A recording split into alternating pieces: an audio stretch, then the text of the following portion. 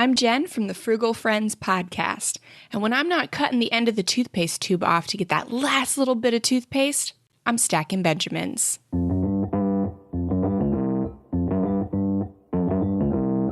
Live from Joe's mom's basement, it's the Stacking Benjamin Show.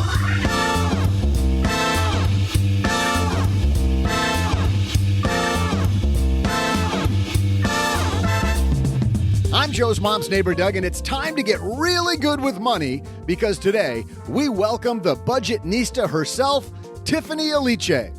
She'll share 10 steps to be financially whole, which I know a ton about because I've been in a financial hole my whole life.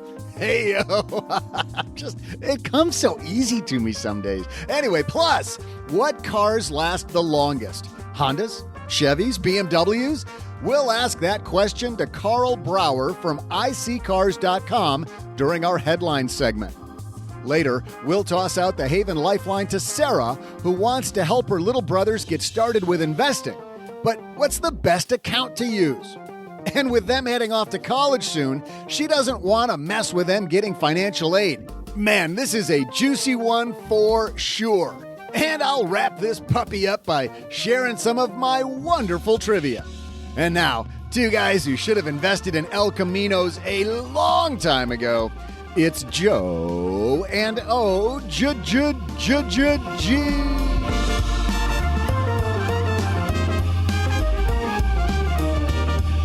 Not sure if El Caminos made the list, but we're going to find out here soon. Hey, everybody, welcome to Wednesday. I'm Joe Salsi. Hi, Average Joe Money on Twitter, and it's time to rev up the engine because, baby, we got the Budgetnista here with us today, OG. I don't like anybody touching my budget. Except the Budgetnista? Well, actually, probably somebody needs to be honest. Get the OG household budget back and running today. Whip it into shape. Yep. We're about to find out how from her. We're going to talk to Carl Brower from IC Cars. What are the top cars when it comes to longevity? But first, this episode is brought to you by MGM Plus. From and its Horrors returns for season 4, centered around a town that traps all those who enter. Terrifying creatures that come out at night. Horrors some wished had stayed buried. Where desperate hope leads to darker truths. Dangerous new arrivals, a sinister figure, a shocking revelation. From season 4 premieres April 19th on MGM Plus. Some doors should remain closed. We got a great show, the Budgetnista, Carl Brower. Let's get the party started. Hello, darlings. And now it's time for your favorite part of the show, our Stacking Benjamin's headlines. Our first headline today comes to us from Yahoo Entertainment. I don't know if you saw this, actor Brooke Shields.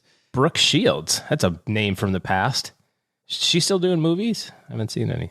I don't know, but she, what was that TV show she did that was so good? I love the show. It was her and the guy from The Breakfast Club. You know that show back in the day, the one thing about the whatever, that one, and stuff. Can you repeat the part of the stuff where you said all about the things? I can't. We're making such good radio when we do that. Inside Brooke Shields' terrifying accident and her struggle to walk again. I'm a fighter, she says. It felt like it was all in slow motion, and then I just started screaming, says Brooke Shields, of her accident at a downtown New York City gym late January, where she fell off a balance board, flew up in the air, and landed with such force that she broke her right femur. Ouch. Sounds came out that I've never heard before, she tells People. Shields, 55, said the injury left her wondering if she'd ever walk again. So when EMTs arrived to place her on a stretcher, survival kicked in. So I kept saying, I can feel my toes because I was so afraid I was paralyzed. She needed surgery to insert 2 metal rods, OG. The reason I bring this up is just another reminder. I mean, she's just working out. How many times have you either gone out for a run? You haven't gone out for a run. 0. You jump on the Peloton or you're lifting weights and just something goes like you're doing all the stuff you should be doing. Or you're just going out to get the mail, little icy, slip on the ice and bam. Like you don't know when a disability is going to hit. Yeah. What's ice? Because we don't really have that. Actually, we do. I can't even use that joke anymore because we had that whole week of crappy weather. That's right. And it was public. So, we couldn't even just kind of slide it under. Snowmageddon. Mm-hmm. No, that's illness or injury, right? I mean, when we think of the word disability insurance, we think of, a wheelchair, or we think of some image of being disabled, whatever that means to you in your brain. But it's really not that. It's sick or injured. It's sick or hurt. And how many people in the last year were sick for a long period of time and couldn't work, or sick in the hospital with COVID, right? And you've got great examples recently of this one, of course, and just before this, Tiger Woods, in his car accident. You just don't know when that stuff's going to happen. Like Mom said, it's not you, it's the other guy. Yeah, and worried about how you're going to behave. And we think all about us, don't we? I mean, we truly do. We think, oh, I'm safe. I'm a great skier. Things are going to be fine. I wear my seatbelt, right? It's not about you. Yeah, and you can be all those things and still have an accident. You can be a great skier. You can always wear your seatbelt and all that sort of stuff. So I think Brooke Shields learned a lesson here. Don't work out. I think that's what are you doing working out? I know. It's a tough way to learn that lesson, but no, I mean, you mentioned the Peloton. We've got the Peloton at home, and I've seen video. This is kind of graphic, but I've seen videos. It's hard to explain. Have you actually ridden on a Peloton before, Joe? No. So unlike a normal cycle bike, it's got like weird clips for your shoes. So you're actually just kind of resting your foot on top of the pedal, but it clips in. Okay. But there was a thing early on with Pelotons that on occasion, those pedals would break off. So your foot's in there and you're putting all that torque on there and it snaps off. Right. But your other foot's connected to the machine still, and you're pedaling. So I would always think like, what would happen if this thing snapped off and my other leg's going, young, Yeah. Like, what breaks? Like what snaps? Because something's going to go. That didn't happen to us, thankfully, but it did happen to somebody I knew kind of on the internet, and it cut the inside of his ankle. Oh, like it snapped off, and then there's like a piece that just I think they settled up. I think Peloton settled up with them before it got too public, and they fixed the problem, near as I can tell. But I mean, even stuff like that, right? You're doing the right thing. You're riding the bike. You're exercising, and a piece of plastic breaks, and you broke your ankle. And now you can't do that for a while. Now, a lot of people listening to this will say, well, that sounds great, OG, but I've got disability through work. Disability through work might be enough, right? But maybe not. Yeah. Well, it's not enough. Unless your living expenses are really, really, really low relative to your income. Most group plans, first of all, it's awesome if you have it at work.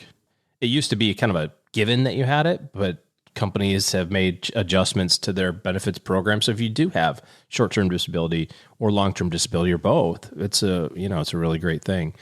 But you have to read kind of the rules about it. Long-term disability plans generally only cover your base salary. They're not going to cover the cost of your benefits. They're not going to cover the 401k match. They're not going to cover your quarterly bonus, your stock award. It's just straight up base salary. Will it cover your gambling habit? Your addiction to GameStop stock. None of that. So, that automatically takes a little bit off the table. And then the second part of it is generally it's 60% or 66%, right? It's a third or 2/3 or, roughly around 2/3 of your income. So if you get any sort of incentive comp, bonus, stock awards, whatever, against your base, that's not going to be included. And then they're only going to give you 60% of your base salary. And then that money's going to be taxable. So, you kind of start knocking this down here a little bit, you're probably closer to 45 or 50% of your salary net after tax in your pocket. And I don't know a lot of people, there are some, but I don't know a lot of people that are running, 50% households, maybe after Tiffany gets done with them, they'll be down to like 50%, spending plan. But what we tell people is when it comes to disability coverage, when it comes to income protection, if something bad happens and you have stuff at work, or you have a supportive family, either a partner that's going to keep working or, family close by or something, the likelihood of you not having food on the table is pretty low. So it's not about the necessities. Disability coverage, if you buy it on your own, if you add stuff to your group plan, isn't about, well, how am I going to pay the electric bill? Because 50% of your income should cover your mortgage. It should cover the electric bill. It should cover some food. But what it doesn't cover is it doesn't cover your ability to save. And part of that money that you're earning every year, you're setting aside so that you have money in the future. You have money, when you're 60 or 65, and your group plan will end when you're 60 or 65. And if you haven't saved anything, the group plan ends, and that's it. Now you can tick on Social Security. Well, what's Social Security based on? The amount of money you made. Earnings. What if you were sick or hurt? You had an injury that you couldn't work from 45 to 65. Well, you get, your Social Security is going to be impacted quite a bit. I know there's disability Social Security, but my point is that individual coverage isn't meant, I don't think, so that you have money to spend today. I think the individual coverage that you can buy on your own to supplement the stuff that you have through work, if you have it through work, you should be thinking about that as you're ensuring your ability to still save money. This is why, by the way, financial planners consider this the number one insurance that people overlook and that they need. I think that in household world, like our friends listening to you and I chat here, OG, we all think of life insurance as the number one thing, right? I would guess. Maybe car insurance. Most places you got to legally have that. But my point is disability is the one that you talk to any financial planner. I don't think they're going to say anything other than disability. What's the number one thing you need to cover? Disability. Well, I think it's interesting if you peel apart insurance coverages and recognize that it's all based on one formula. All insurance is based on probability times the magnitude of it happening. What's the likelihood of it happening? And then what's the check the insurance company has to write to make you whole? And that's how they figure out the premium. And just to evaluate the differences here, we have a 2017 Toyota Sienna minivan. It's got 55,000 miles on it, and it's loaded. I'll be honest. It's got a video screen in the back and cup holders. Well, it's even got leather. Cup holders. Yeah. How much is a car insurance for that car, do you think, for the year? I'm not even going to be in the ballpark. $1,000. We're paying about $1,000, maybe a little less, but about $1,000. No tickets, no accidents, 240-plus-year-old drivers, it's about $1,000. Now you go and you say, well, how much is $1 million term insurance policy for a 40-year-old who's in good health? And you go, it's also about $1,000. Why is it that my car, which is valued at $30,000, if they had to replace it, paying the same premium as my life insurance policy, which we know the outcome would be $1 million. And it's the likelihood of the event happening. And you say, well, okay, car insurance, I get it. You're more likely to get in a car accident, total your car, than you are to get hit by the mail truck and die. Okay. How much is disability insurance for that same 40-year-old? Right. If you buy it on your own? Yeah. Probably $2,000. Right. Maybe $3,000 a year. And you go, well, I should get car insurance and life insurance. That's $2,000. I'll leave the disability stuff for some other day. That's $3,000. I don't have that extra money. Well, if you just follow the logic train here and go, what's the probability of it happening? And then what's the amount of money the insurance company has to pay out? Say, you've got a policy that pays you $3,000 a month tax-free, $36,000 a year, and it's $3,000 a year for the premium. You're 40 years old. The insurance company's going, yeah, we're writing that check. We're going to have to write, someday we're going to have to write that check for a considerable amount of time. So I think it's worth exploring. I do think that income protection is probably one of the most important pieces from a planning standpoint, most overlooked. This is where a bigger emergency fund can help too, by the way. I mean, it doesn't have to just be insurance. You can eliminate some of that short-term stuff if you keep some money in cash. Sure. Well, and then that just goes, that's the same thing as your car insurance having a higher deductible. If you have a $500 deductible versus a $2,500 deductible, that's going to be a different premium, considerably different premium. The same thing is true if you have 6 months worth of cash reserve versus a year. If you look at that, again, going back to the income protection, that disability coverage, if you can say, I've got everything covered for the first year, but I want to cover that catastrophic stuff. year 2 and beyond, that's going to change that cost structure again, because it changes the probability of it happening. A little bit of the magnitude, but more probability. So there's a lot of ways to solve it. I think the most important piece of this is going through the exercise of what happens if, like, what would I do if I couldn't go to work tomorrow because I was too sick or too hurt to work? Where's the paycheck coming from?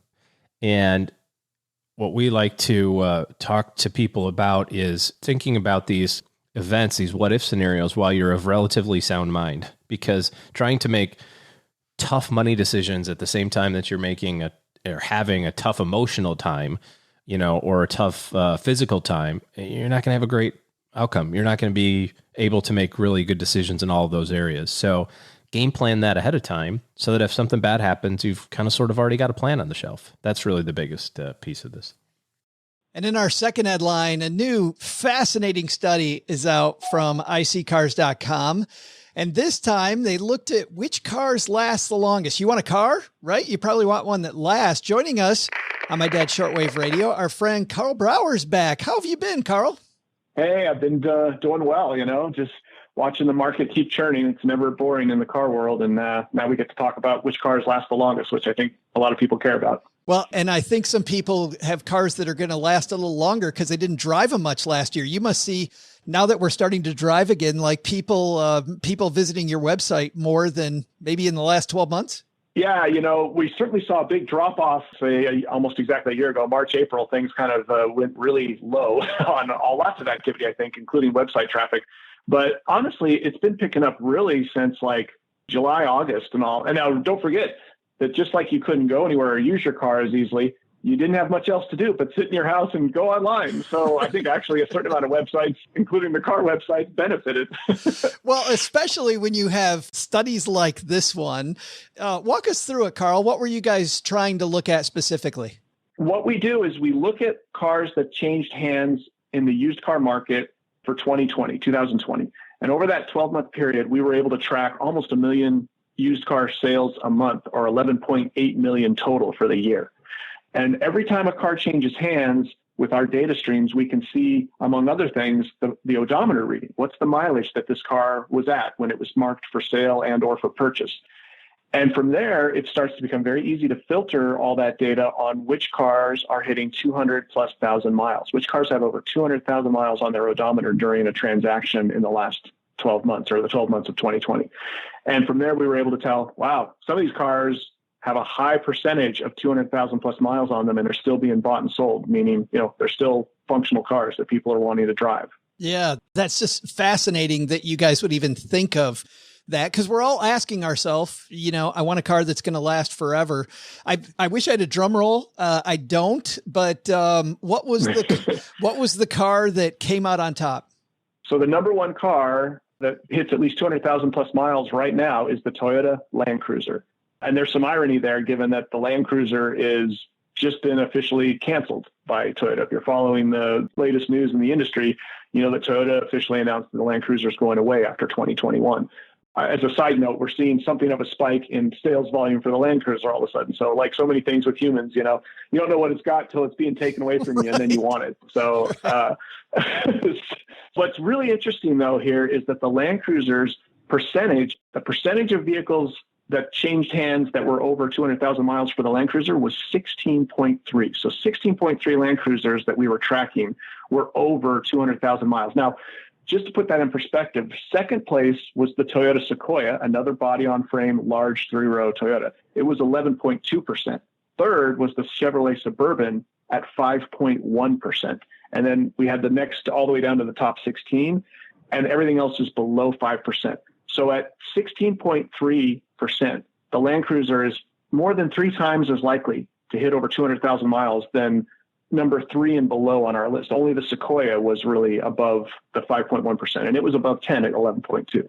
So those two Toyota large body-on-frame SUVs, they got it going on. Yeah, and to your point, man, by so much too, so big a spread between that and the Chevy and the Ford. I mean, it's good to see a Chevy and a Ford, being in the U.S. and being a Detroit guy originally, Carl, up there, but that's a long way from those two Toyotas. But looking at the top of this list, is the lesson that trucks and SUVs are kind of the way to go? I think it certainly illustrates that when you have a body-on-frame, highly flexible vehicle, I think both its durability and its flexibility make people want to keep using it, both the original owners and then when they change hands, the second and third buyers. I'm sure plenty of these cars that we're seeing hit 200,000 plus miles are not originally owned cars, but there's still a life left in them that second and third owners recognize. And these body-on-frame cars, or trucks and SUVs, I should say, clearly reflect that in this list. What about sedans? I mean, the cars we see on the road every day. Yeah, I mean, we had two what I would consider cars, not trucks or SUVs on this list, which were the Toyota Avalon at number 6, and it was 3.9% of theirs, so still far off the 16.3% of the Land Cruiser. But the average car, by the way, just again, put in perspective, the average for all nameplates is 1%. So 1% of most cars hit 200 plus thousand miles. So the fact that the Avalon's only at 3.9% is still 4 times more likely, but it's also a fourth of the Land Cruiser. And then at number 16, the lowest one on the list, which was at 2.6% of cars hitting it, was the Toyota Prius.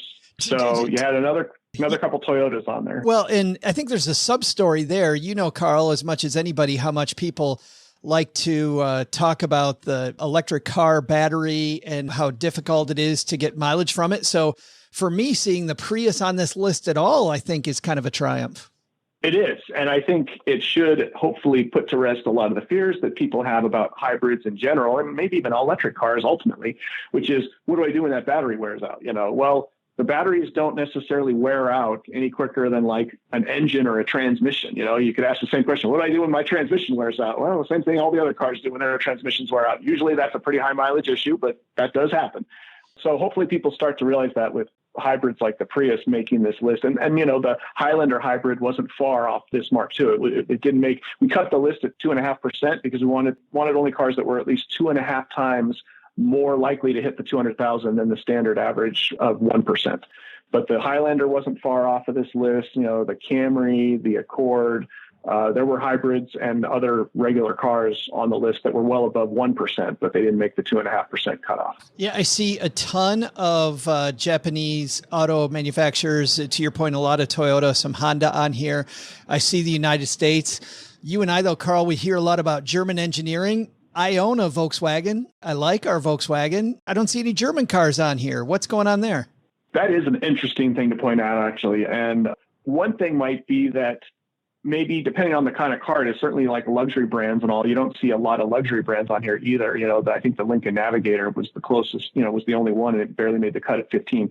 I don't think premium cars, which a lot of German cars are not driven as much. It's not as much maybe the durability is just like maybe they age out, because they're just not seen as these like get in it every day and haul things around, which a lot of these cars do. And that's what builds up their mileage.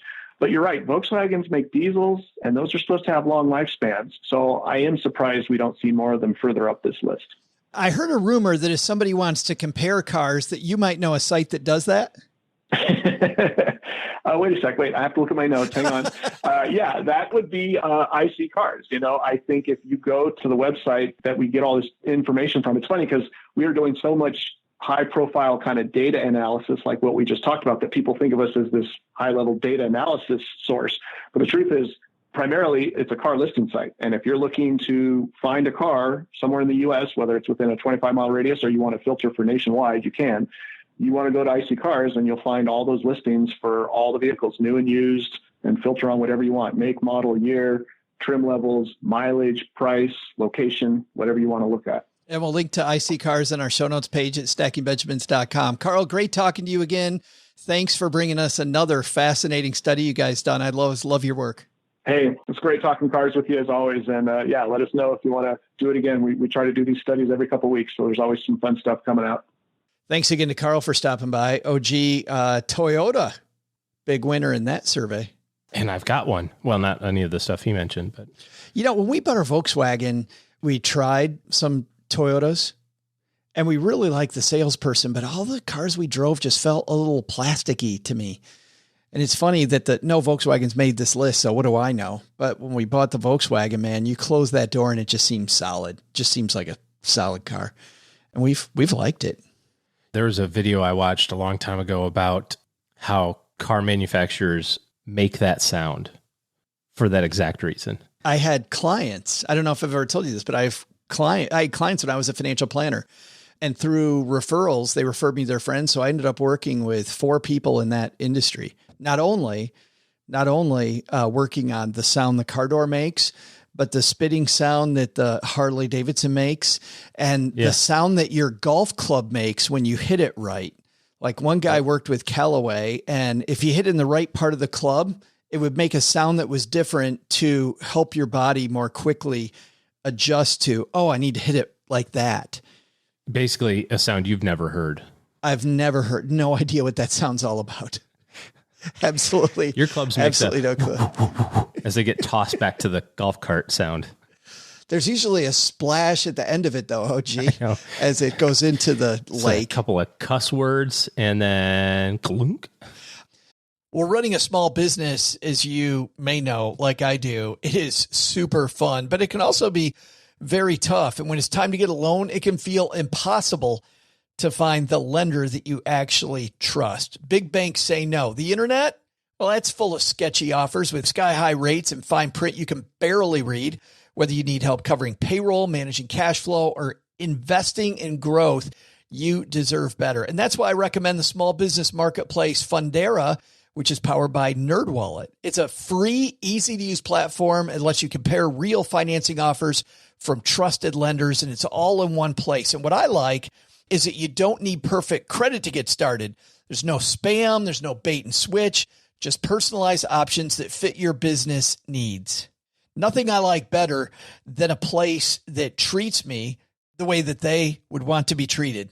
Using Fundera is a super way to quickly compare options and make your best funding move the way any great business owner would. Here's the best part though. For a limited time, when you visit nerdwallet.com/SB and fill out the no obligation form, you're going to get VIP treatment and talk with a real person who knows all the ins and outs of small business lending.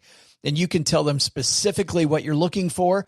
They can tell you specifically which options you should probably consider most. Don't risk your business on unreliable lenders. Go to nerdwallet.com/SB to learn more and find the funding you deserve. Fundera Inc. NMLS ID number 1240038. I think our takeaways here, OG, number one, have a disability strategy, right? I think we can safely end on, it's going to be a combination of hopefully have some at work, some at home, decent emergency fund, get your budget in order with the Budgetnista coming up, but have a disability plan.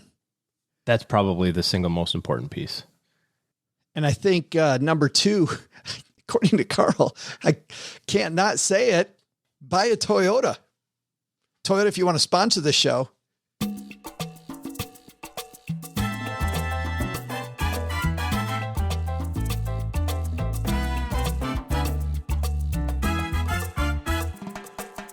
I'm not sure that is the takeaway, OG. I think the real takeaway probably is take a look at some of these stats before you go just fall in love with a pretty car. That might have been a better one than go buy a Toyota. Oh, I'm so excited to introduce today's guest. Tiffany, the Budgetnista Aliche, is an award-winning teacher of financial education, quickly becoming America's favorite personal finance educator. She has a book out right now for kids. I think I have to ask her about that book as well. However, she's created a financial movement that's helped over 1 million women worldwide collectively save more than $200 million, pay off over $100 million in debt. Of course, her own debt story we told last time she was here. We'll link to that in our show notes, by the way, if you want to go back and hear her harrowing story of not only being ripped off, but also making some bad money moves herself. Today, we're going to talk about how you can get some financial wholeness. Let's do it. Say hello to Tiffany Aliche.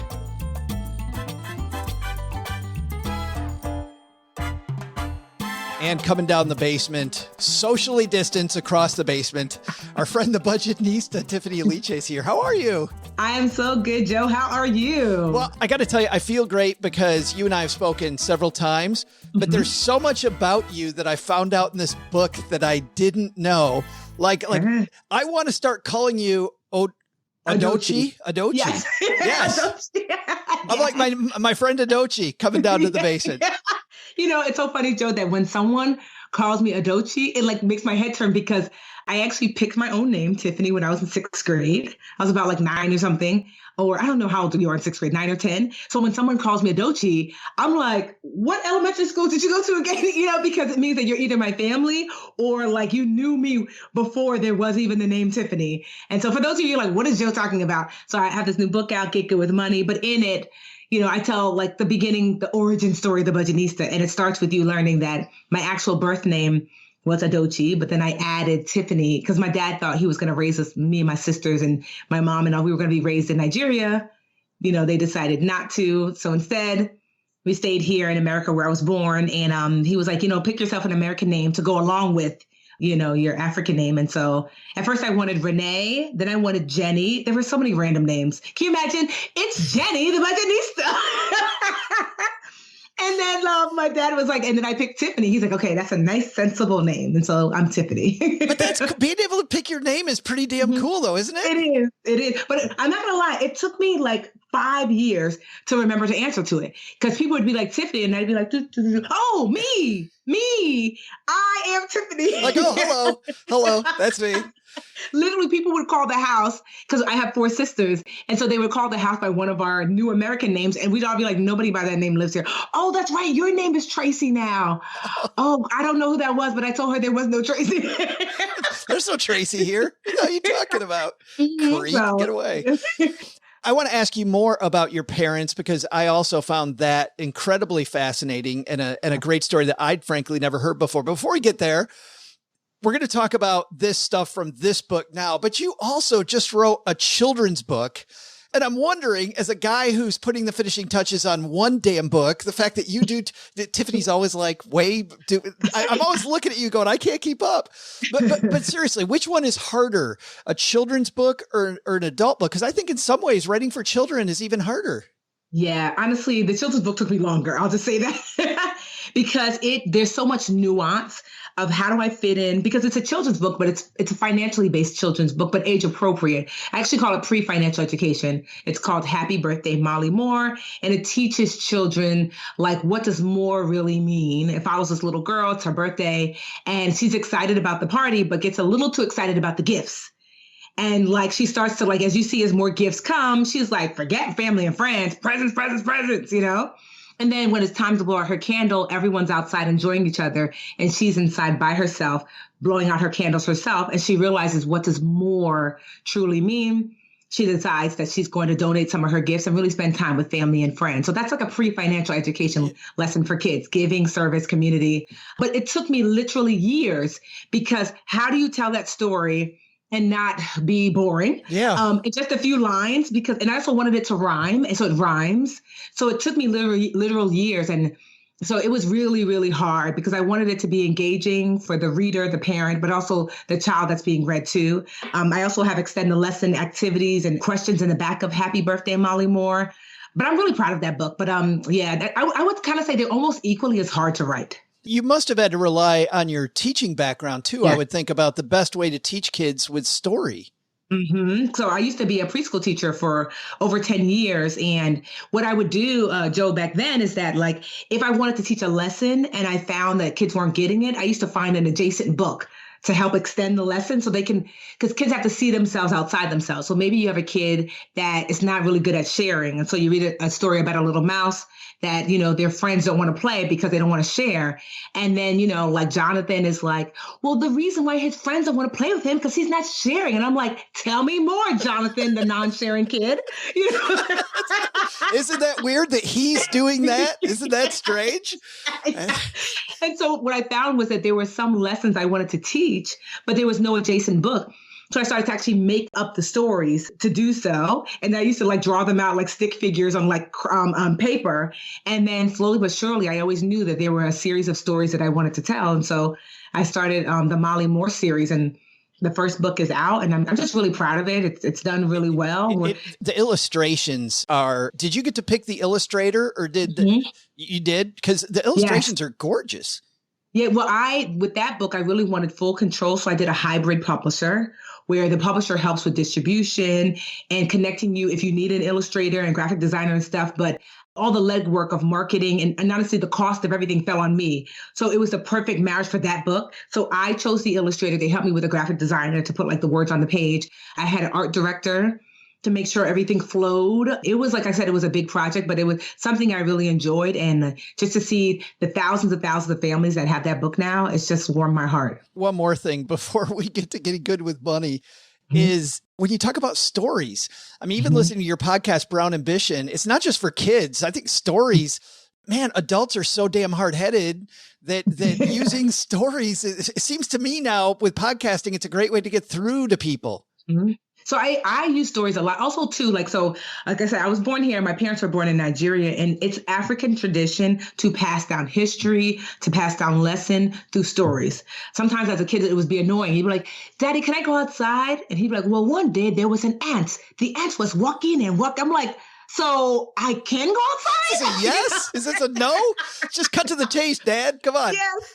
But like a lot of the way that I learned as a kid is that my dad would share stories, whether these are like parables or stories that he grew up like with, and stories stick with you. And sometimes it's hard to remember these concrete lessons, but stories stick with you. You might not remember every specific detail, but you remember you remember the high level lesson. You remember how it makes you feel. And so to this day, like whether it's Molly Moore in my new adult book, Get Good with Money, I tell stories because I want the lessons to stick. Let's tell some of that story of your parents.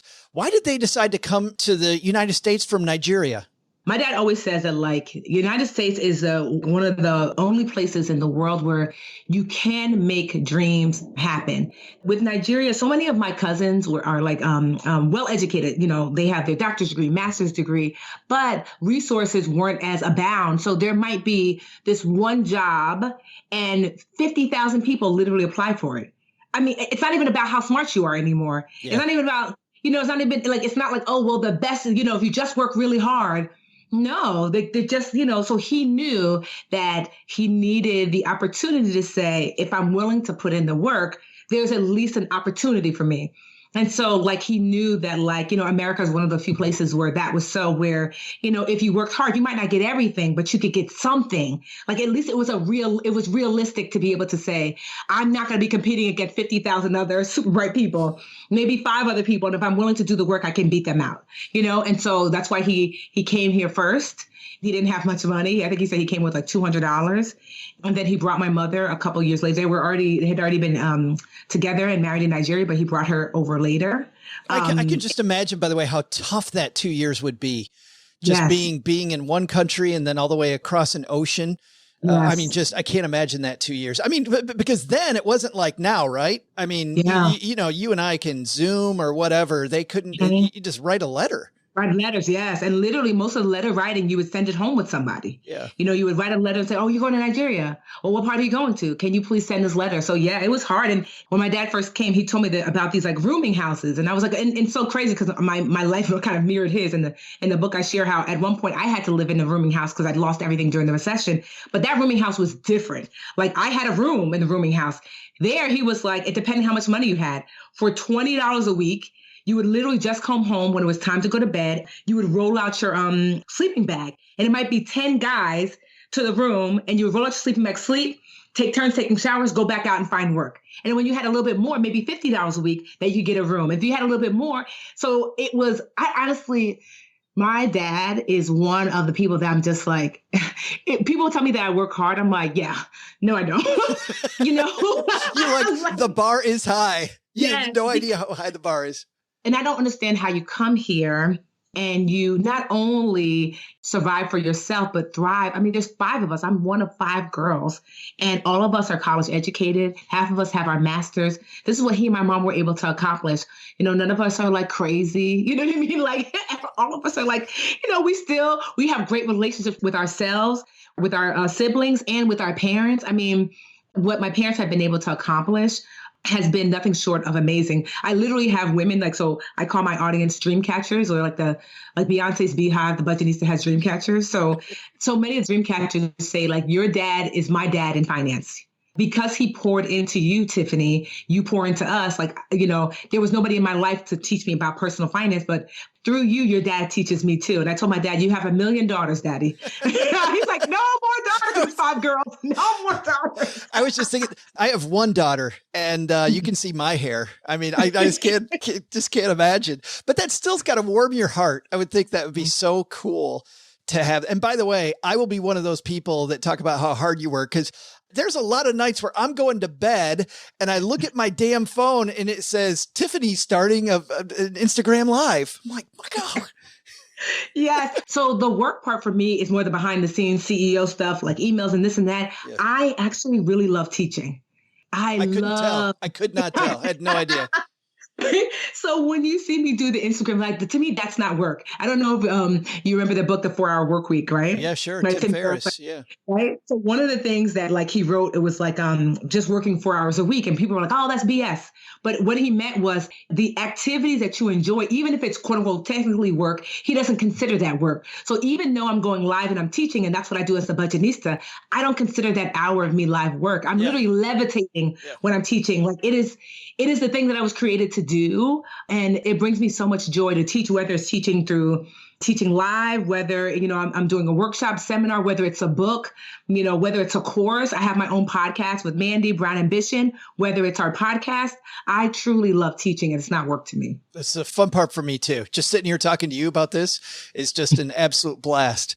Your parents very big on education. You admit in the book, by the way, that you were the wild one of all the kids. Nigerian wild, so like a C- here and there, and like and a note home from the teacher. Tiffany talks too much in class. That's what I call Nigerian wild, because you were not allowed to get like a real wild. No sex, drugs, and rock and roll. Not in around the Aliche's household. It was like, what is this C-? Are you a drug dealer? I'm like, it's just a C-. Thanks to go from A to Z there, Dad, like to make the big jump. What about financial education, though? Your parents big on financial education? Huge on financial education. My father was a CFO and an accountant. So he used to teach us like literally technical things, like here's how you budget, here's how you save, here's how you invest. Even now, my dad is almost 80 years old. We talk every week at least, and he will ask to see my business's finances, because he used to be an accountant and a CFO.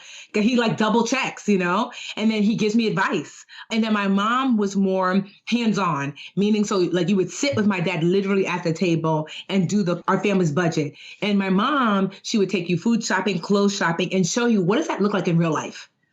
How do I decide how much food to buy? How do I decide, which clothes to get? How do I decide what's a sale, what's not a sale, what's a deal, what's not a deal? And she would like walk us through. Everything was a teachable moment in our household. So I was fortunate not just to get the like mechanical stuff at home with accountant dad, but also to get the real life application with my mom. She was a nurse with my mom. And so it was awesome. I love the ice cream story in the introduction. Would you mind telling us that story? Sure. So it was my very first introduction to financial education. I don't even remember it actually. I remember it from retelling it because they told it to me so many times. They thought it was hilarious. So were you like 4 years old? Yes, I was like 4 or 5, So we didn't have much money. And then by the time I was 4, I had my older sister, Karen, who was 6, and I had my younger sister, Tracy, who was 2. And then maybe my sister, Carol, was like a newborn. But anyway, like we didn't have a ton of money. But during the summertime, kids, ice cream, they just go hand in hand. And so my sister, Karen, and I used to play outside. Sometimes a 2-year-old would come. But I knew that when the ice cream truck came around, that I couldn't always get ice cream. But if it was my day, my dad assigned 1 day a week to all of us. That's so smart, by the way. Like if it's your day and the ice cream truck comes, because he knew that there was a delight in like going to the truck and picking your thing. And so he was really good at that of like, also delayed gratification, Yes. Like you don't get ice cream every day. You get the 1 day a week. Exactly. But then what he also did too, because, kids are little. So if I was getting my ice cream that day, my sisters knew they could go inside. My mom would get like the little cones, and like we would have like, just ice cream in the freezer. So that way it's not like just Tiffany's eating ice cream, because that doesn't make sense for kids. Like the sisters knew I could still get ice cream. I just have to get the inside ice cream. And so ice cream probably was like 50 cents, 75 cents then. And so you would go inside, get your $1. I think it was about $1. You would go inside, get your $1, and wave down the ice cream man and be like, yes, it's my day. So I apparently was obsessed with running water. I don't remember, I guess. I know. And so I used to turn the water on in the bathroom. And if you turned it off, so if you remember little ones, like it's so easy to be like, well, don't let your 4-year-old keep the water running. Do you see what happens when you tell 4 and 3-year-olds no?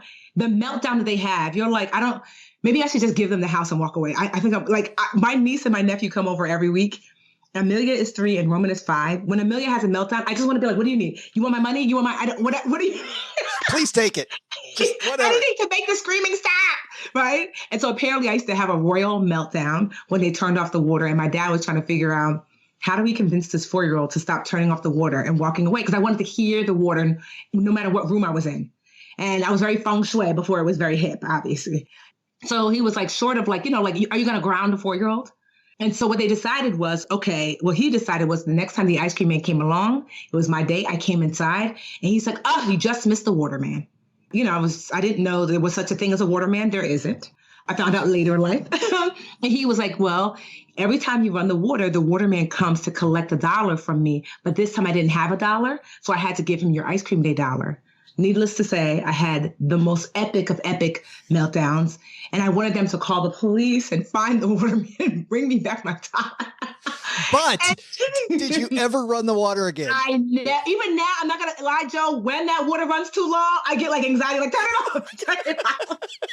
But it was such a great lesson because what my dad effectively did was he matched what was important to him financially to what was important to me as a child. Ice cream was important, not water. But now all of a sudden, because ice cream meant that I could not have, water meant that I could not have ice cream, I also cared about the water bill now. And so it's one of the best ways to teach your children. And those are the type of lessons and things that I teach inside Get Good with Money. Your book is all about financial wholeness, which I find just a wonderful term, financial wholeness. But what does that mean? What's the breadth of it? So financial wholeness is when all 10 aspects of your financial life, there's 10 core aspects, are working together, are harmonizing together to create the strongest financial foundation possible. People are wanting to be like wealthy. They're wanting to retire. They're wanting to have all these things, but without a very strong financial foundation, then none of those things can be built, or you can build on them, but then the smallest little gust of wind will knock down the rest of your financial life. And I know because my financial life was a mess after the 2008 recession. And so I wanted to write like this step-by-step guide of how do I build the strongest financial life out there that doesn't require me to have a specific job, that doesn't require me to make a lot of money. It doesn't matter, like gender I am, because it's not fair to say, because this is what I don't like about just pushing toward financial freedom. The thought that maybe one day I'll have a pile of money, I don't have to work anymore. Yes, some people will achieve financial freedom, but that's not available to all people. And the teacher in me never likes to teach a lesson that's not available to all people. I'm not going to teach calculus to preschoolers because maybe one preschooler will get it, but that's not available to all kids. We're doing letter shapes, numbers, colors. And so financial wholeness is the fundamental financial. So it's budgeting, savings, debt, credit, learning to earn, learning to invest. It is getting good with your insurance. It is having a money team. It is your net worth, and it is estate planning. Those are the 10 components. So I can show you how to build strong foundations in all those 10 components. And then anything you do on top of that, you're going to just be able to rock and sock. It's basically like the prerequisite to the rest of your financial life. That's what financial wholeness is. I loved about it too, when I was reading it, was the fact that this idea of wholeness also is as much about how you feel about your money as how you are. Because you even explained that when you were here last time, you told the horrible story about getting ripped off and about having to move out of your house, just the horrific tale there. But in this book, you talk about how you're paying off your parents' mortgage, you're paying cash for stuff, but yet you feel more insecure, and that's okay. And that really it's about building this foundation so you feel great about your money. It's not about how much you have, it's about how you feel. I really enjoyed that. Yeah. So I found that I actually was closer to financial wholeness when I was a 25-year-old preschool teacher, because I had more than 10 components. And then what happened was that my foundation, or really my emotional foundation, was shaken after the 2008 recession. And as a result, I forgot all of the lessons about financial wholeness. And I just focused on pile of money, pile of money, pile of money, pile of money. That's why I can honestly say financial freedom is not enough, because I achieved financial freedom. Do I have to work anymore? No. But I was improperly insured. I had no estate plan. So you have this pile of money, something happens to you, your family knows nothing about what you want to happen. Are they going to squabble? Is it going to, you know what I mean? Like what happens to your business? You have to, if you have a business, you also have to plan for that if you're not going to be here. I was not leaning into any expert financial advice. Like I needed a certified financial planner, like a wealth planner for where I was now. I didn't have that. So I had this pile of money. I was actually more financially insecure than before. And that's when like the light bulb lit up in me and said, Tiffany, financial freedom is cool. And I'm glad that we're here, but you are missing a holistic view of your financial life, which I've now achieved. So I'm not scared like I used to be. I'm not like, well, if something does happen to me, I know exactly what's going to happen. We have our estate plan. I am properly insured. Literally the insurance policy I had like now as like Tiffany with 4 businesses was the same one I got when I was 26. My certified financial planner, my CFP was like, Tiffany, what the hell? Like if something were to happen to you, like this insurance policy doesn't cover anything. Like if someone were to sue you, your company, this doesn't cover anything. And so when I tell you, it brings me such peace. I am a worry wart. I'm a nervous Nelly. I promise. Like I don't like scary movies. I don't like roller coasters. You know, I lean more toward the safe side. So for me, money means security. And I wanted to create a path for this financial security for other people so then they can then fly and do whatever else they want to do with their finances. You start with budgets and not with debt, which I very much appreciate because I totally agree there. But what's the piece of the budget that people get wrong? Let's give people just a little tactical advice from the book that they can take and walk away with.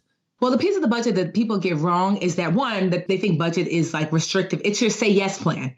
Budget is there to say yes if, yes when, yes or.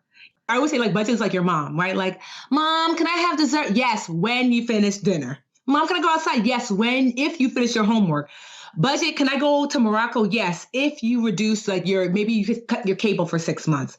Budget, can I buy a Peloton? Yes, when you save enough, you see? And so that's one thing that they mentally get budgets wrong, that they are there to accommodate you. You are the boss of your budget. And 2, I think that not enough people realize that there are levels of control in your budget. So I teach you how to break down your levels of control. It starts with the B's. Those are your bills. So I like to list my expenses and I put a B next to all of my bills. These are things where you have these like contractual obligations. You must pay these things or else, someone's going to come for you. And then you put a U in front of the B's that are utility bills or bills based upon your usage.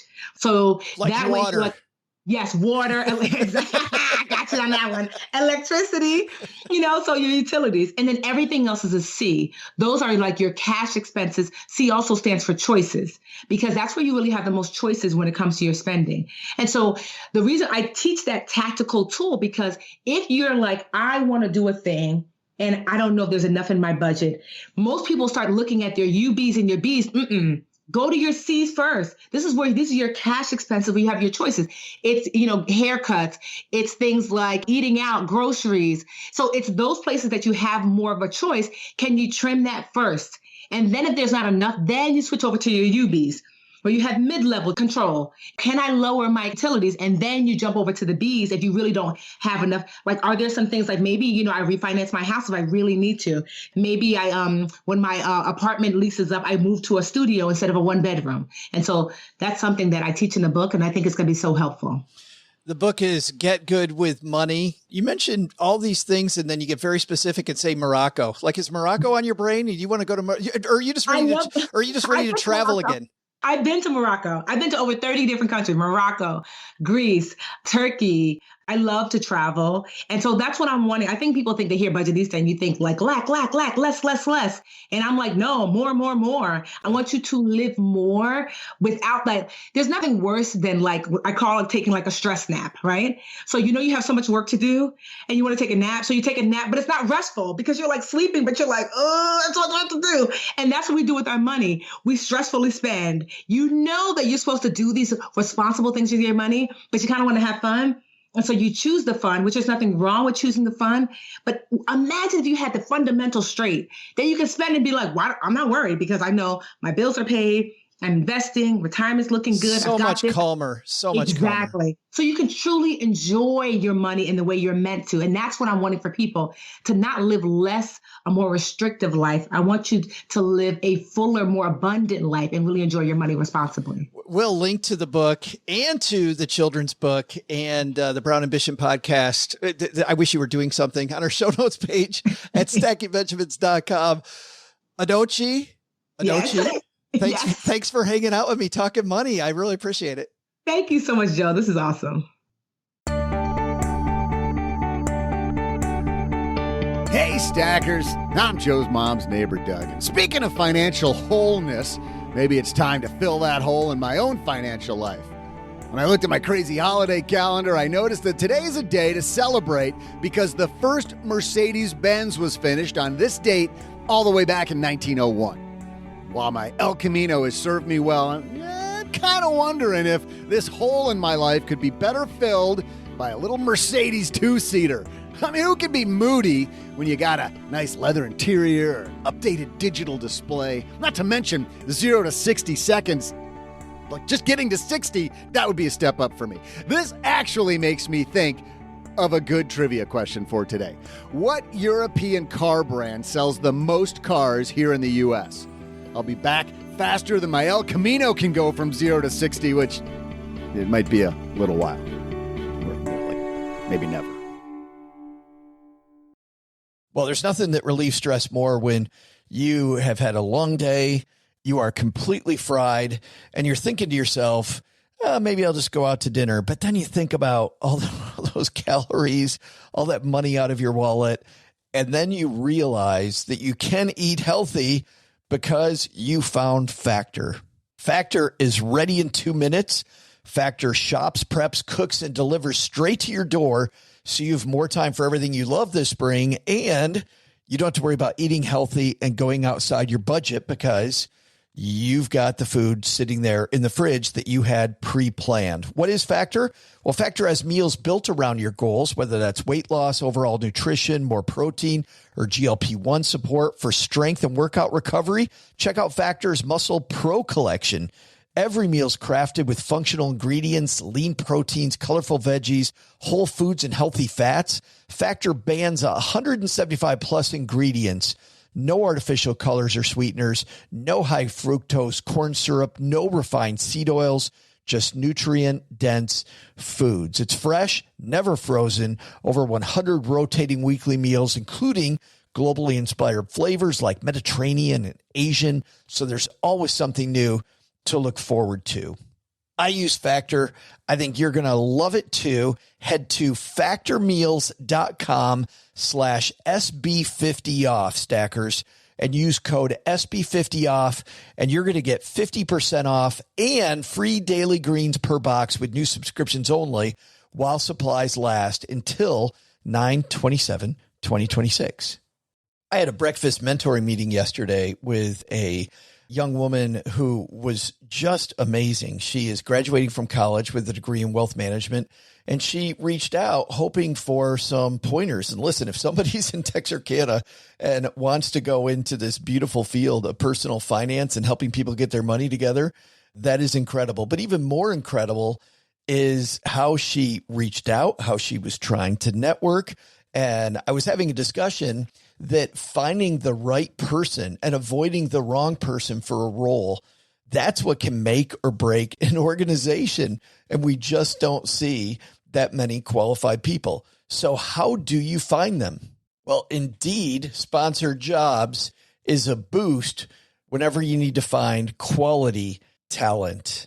If you're hiring, Indeed is all you need. You can stop struggling to get your job post even seen on other sites.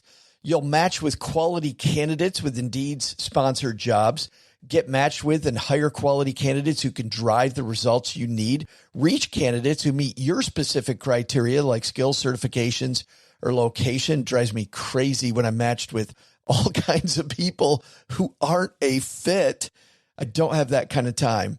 People are finding quality hires on Indeed right now. In the minute I've been talking to you, companies like yours made 27 hires on Indeed, according to Indeed data worldwide. Sponsored jobs posted directly on Indeed are 95% more likely to report a hire than non-sponsored jobs. Spend less time searching and more time actually interviewing candidates who check all the boxes. Less stress, less time, more results. When you need the right person to cut through the chaos, this is a job for Indeed sponsored job. And here's what's cool, Stackers. You're going to get $75 in sponsored job credit to help get your job the premium status it deserves at Indeed.com/podcast. Just go to Indeed.com/podcast right now and support Stacking Benjamins by saying you heard about Indeed right here at Stacking Benjamins. Indeed.com/podcast. Terms and conditions apply. Hiring, do it the right way with Indeed.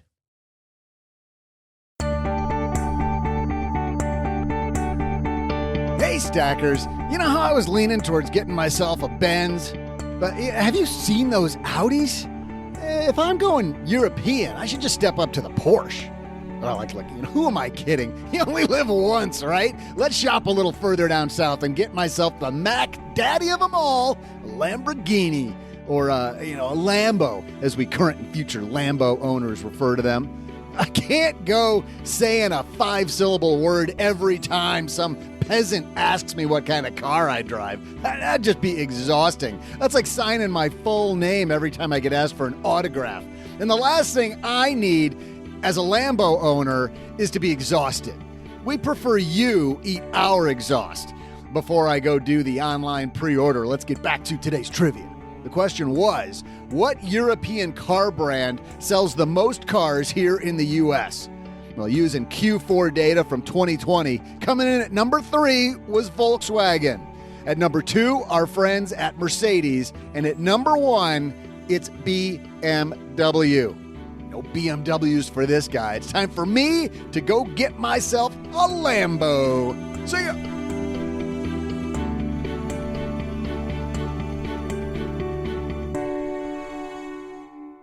I like this idea of being financially whole. By the way, thanks to Tiffany for hanging out with us today. But OG, I love this idea because it isn't so much about the money. It's about your life and your experience, right? I mean, don't get me wrong. Everything she talked about was money related, but it's not about that. That's just a means to the end. Feeling financially whole, feeling secure, feeling like you can get there is a big part of winning. Confidence. Yeah, I think having an idea of what's most important and just moving in the direction that you want is critical. But that's the piece that we miss. I think a lot of people that are really good with money miss that. They don't sit and seriously think, what do I actually want? Because we think we can answer it with just the 4 letters MOAR. Wait. I don't know if you did that on purpose. I did, because it comes out. Oh. It doesn't come out more, comes out, I want more. More. I think you're just trying to cover yourself now. Give me all of it. Yeah.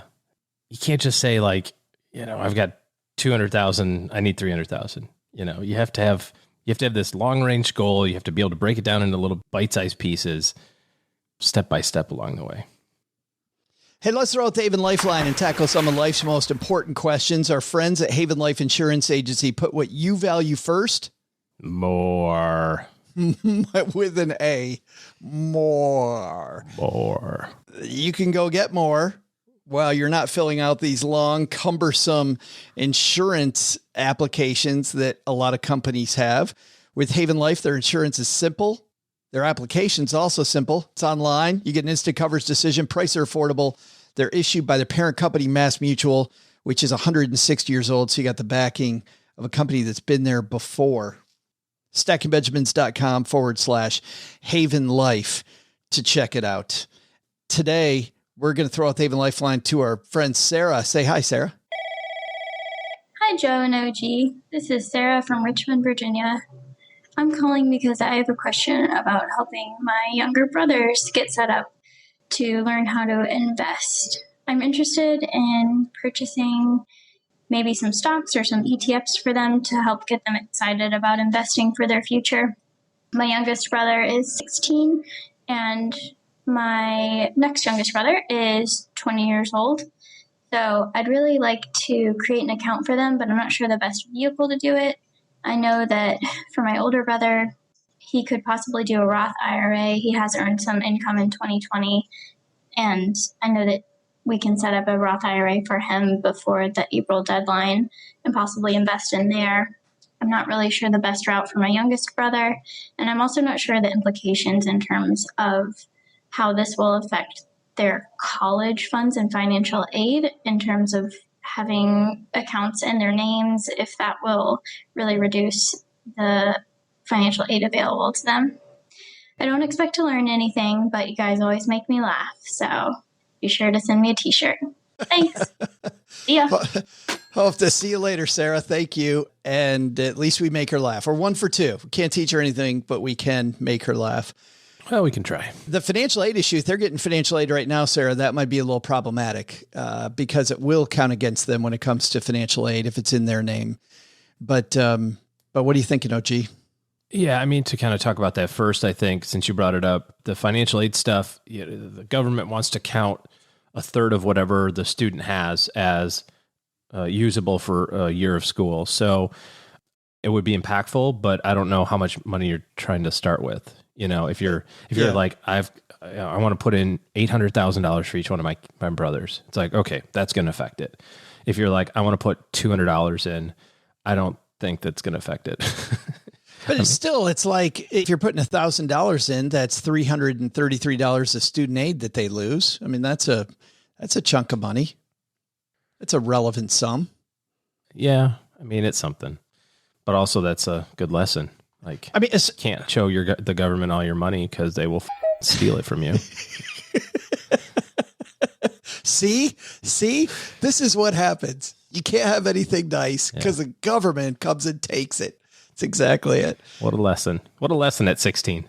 Well, but for the 20-year-old, I mean, if the 20-year-old has 1 year left to go in college, maybe a year and a half, then maybe hold off. Now, could she put it in her name initially with them as a beneficiary until they're out of college and then gift it to them, I would think. Yeah, that's fine. I mean, assuming it's not too big. I mean, even if it is a big gift, there's just a gift tax return, which doesn't mean that there's going to be any tax associated with it necessarily.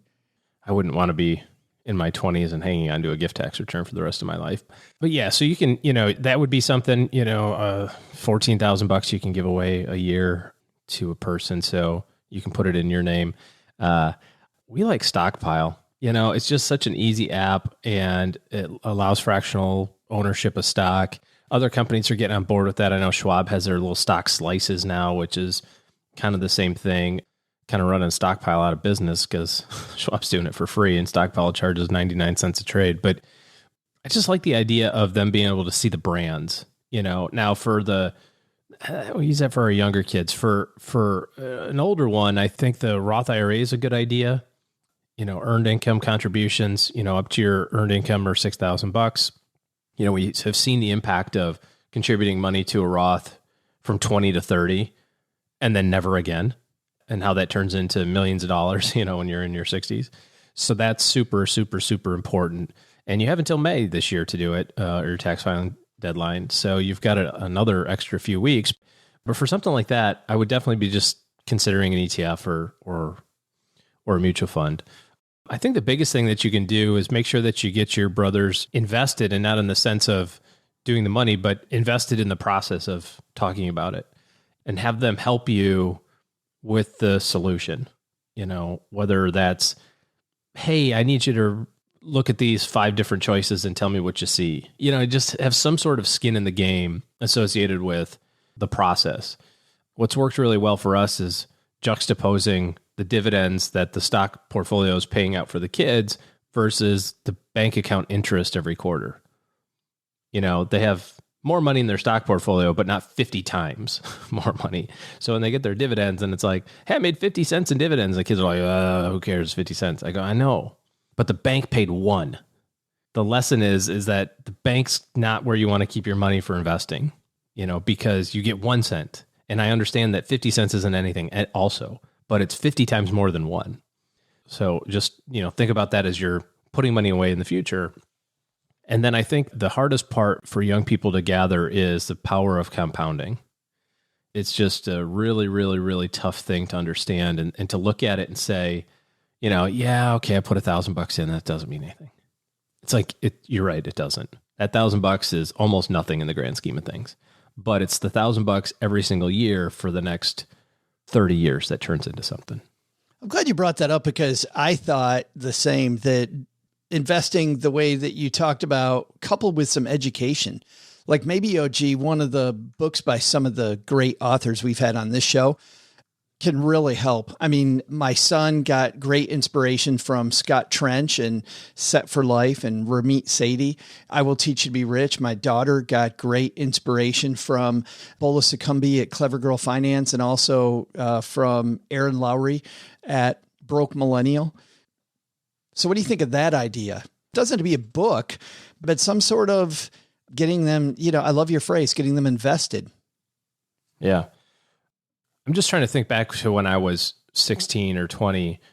I'm not entirely sure that it would have been super fun for an older sibling to be like, hey, so I got you 3 books to read about money, but I don't think it'd be 3 though. I think it'd be 1, if Sarah phrases it right, like, hey, this guy knows how to Scott Trench knows how, if you start early at your age, you can set yourself up forever. Mm-hmm. Like, how great will that be to be, use a really old age if he's 16, like 31. Yeah. Like by the time you're 31, you're just kicking it. Yeah. It's more of an uphill battle, I think, on the book front. But I see Nick, because obviously Nick went down that path and he, for lack of a better term, drank all the Kool-Aid and is killing it. But I wonder if that's more personality style. And frankly, he was done with school, right? It's not like he read it when he was a junior in high school. He read it when he was done with college and he was working at his job and, and had extra savings and stuff at that time. Or no, he got the Scott Trench book when he graduated from high school. No, well, see, what do I know? See, yeah. Thanks for helping me along the way there, buddy. You're supposed to be like, anything I can do to prove your point. Throw you under the bus. Yep. Beep, beep. I could have hit thump, pause thump. there and just said beep, beep, thump, thump. No, anything. Anyways, it's a great idea. I mean, helping your family out, I was going to say, helping push them in the right direction is great. The hardest part is keeping them on the path. It's hard because you care more about this probably than they do at this time. But the best way to do that is surround sound. When you find fun TikTok videos, some of these hilarious videos that we share that are ridiculous, like I think keeping it fun and light is a good way to get them involved. Obviously, and Sarah doesn't sound like she'd preach at her brothers, but hey, older sister, there have been times when I'm the oldest where I've inadvertently preached to my siblings. Oh, I preach. It doesn't go over that well. And you're not even the oldest. I am the oldest by far. And I preach. And the most mature. Good looking. Richest. And the most. I was playing golf last night on the Xbox with a few people. My friend Mike said, I am the most egotistical person by far. I don't know. You give Mike a run for his money. I'd give him a run for his money. I do. I just thought it's great. If you're gonna say you're egotistical, you're the most egotistical. Yeah. You're like an 11 on the ego scale. By far. Thanks for the question, Sarah. And of course, for being brave and calling the Haven Lifeline. We're sending Sarah some swag. You kidding me? Of course we are. And you're going to love it. Most comfortable shirt, most people tell us. stackingbenjamins.com/voicemail. If you'd like to be like Sarah, ask away. We love chatting about money with you. Speaking of chatting about money, if you want to hang out and chat more about money with us, you can find us on our Facebook group, The Basement, stackingbenjamins.com/basement. Also, if you want notes for our Monday and Wednesday show ahead of time, including some additional didn't make the podcast stuff. We usually start with this mountain of ideas and we boil it down to between a 60 and 80-minute episode of financial fun. But if you want more, MOAR, stackingbenjamins.com/stacker, and every Sunday night and Tuesday, you'll get this ride along. I almost said summary, but it really isn't a summary. A guidebook. It is a guidebook. Yeah. With additional resources and fun. Sometimes we've got some hilarious YouTube videos in there. Other times, links to websites that make the points that we're making on this show, kind of where we got it from. stackingbenjamins.com/stacker. Plus you'll get my money lessons with that. And you'll also find out what's going on as COVID starts to go away. We're thinking about getting out of the basement, which means this time next year, OG, hopefully we're going to be seeing a lot of you near the town where you live. As many as we can find, we're going to come find you, because nothing better than hanging out with a bunch of stackers. And last, if you need a fellow smart stacker in your corner who's also a financial planner, OG and his team are taking clients. That means you can have the most egotistical guy in the room and his team. But best. So there's that. You got that going for you. As your financial planner, stackingbenjamins.com/OG to get to their calendar. That's going to do it for today. OG, thanks for hanging out. Doug, you got it from here, man. We got a lot of people to thank. What should we have learned today?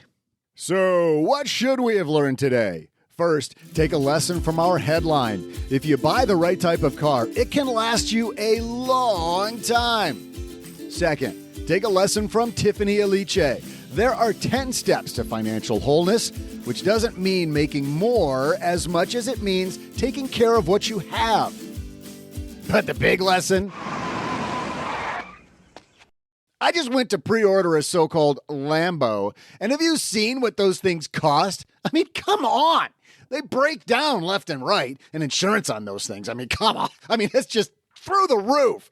Plus, all the people gawking at you, who needs that?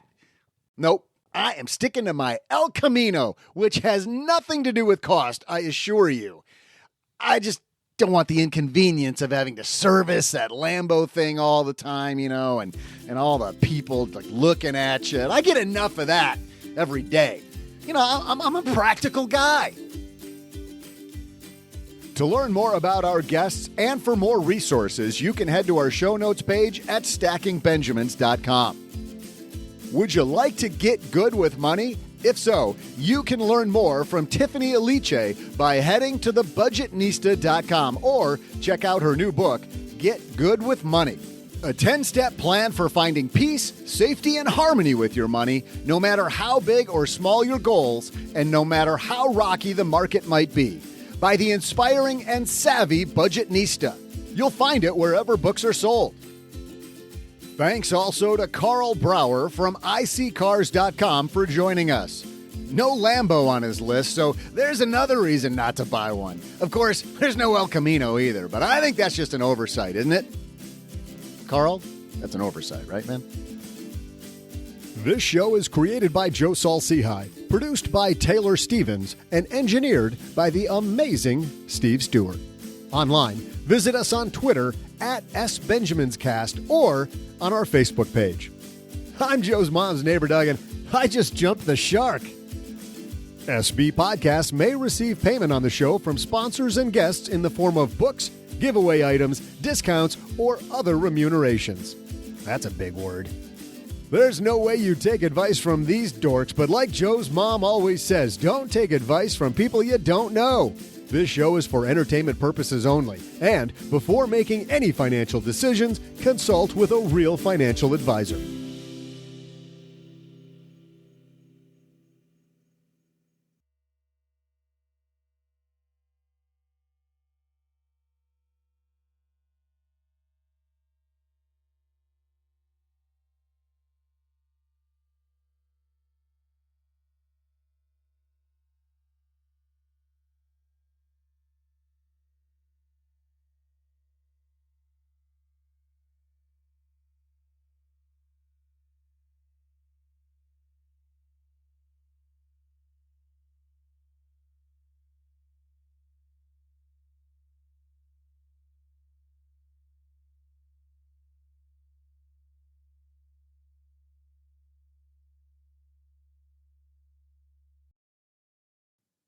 On the note of thanking people, I want to thank all the people that wrote in, and we had a lot of people write in and say how much they like our new guidebook for the Monday and Wednesday shows.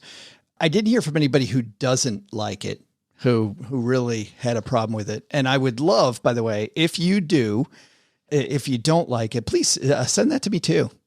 We're always trying to make the show better. And I thought we'd have a fairly serious after show here for a second, OG, about, people don't get to look behind the curtain at the making of the show. And if you're here this late in the program, you're not here for finance anymore. Might be here for some funny stories, but you probably listened to a few episodes already, or maybe you've been listening for a year or 2 years, or maybe even since the beginning. The show has evolved a ton, especially in the last few months. We have really focused on a bunch of things. Let's start off with just the making of the show.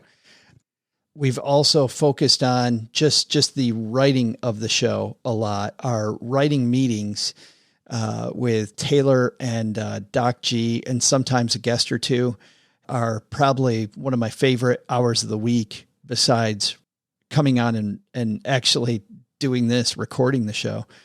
But something that we're also trying to do more of is be on social media and have more chances for people to just ask questions, to just get out there. And I find, and I don't know what it is. I don't know, OG, if it's the fact that I've been, we've largely been to ourselves for a year, but I find myself craving that, just craving groups of people. A big dinner party. Yeah. Yeah. Or jumping on Instagram and chatting with a bunch of friends, or, whatever it might be. There is a new social media channel coming out that we have been privy to help launch. I can't say anything about it yet, except the fact that it's coming, but it's really exciting. And I can also say, I think I can say that, while I really don't like Clubhouse, this fixes all the problems that Clubhouse has, or at least a bunch of them. Fixes a bunch of the problems that I have with Clubhouse. And right now we're actually, have you gotten your invite yet? Have they let you in? No. And you applied, right? I didn't do anything. You didn't fill out the application? There was nothing to fill out. Oh, okay. I apparently didn't send you the right link then. I don't know. Yeah, you said to wait or something. I don't remember. This is a great after show. Tell me more about the stuff and the place or the thing. Yeah. Pretty much it. But I mean, I tried. I clicked the thing that you sent and it just said, tough patooties. We'll let you know. Maybe I did fill some. I don't remember, dude. I fill stuff out all the time. That's all I do is fill out stuff. I'm a filler outer. Actually, I'm not. Jody's more of a filler outer.